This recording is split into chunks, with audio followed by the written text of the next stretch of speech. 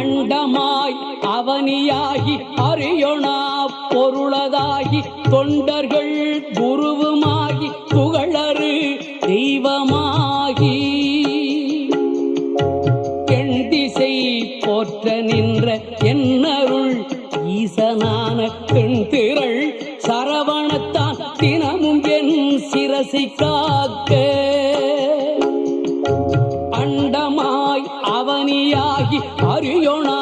பொருளதாகி தொண்டர்கள் குருவுமாகி புகழறு தெய்வமாகி எண்திசை போற்ற நின்ற என்னருள் ஈசனான தென்திரள் சரவணத்தான் தினமும் என் சிரசை காக்க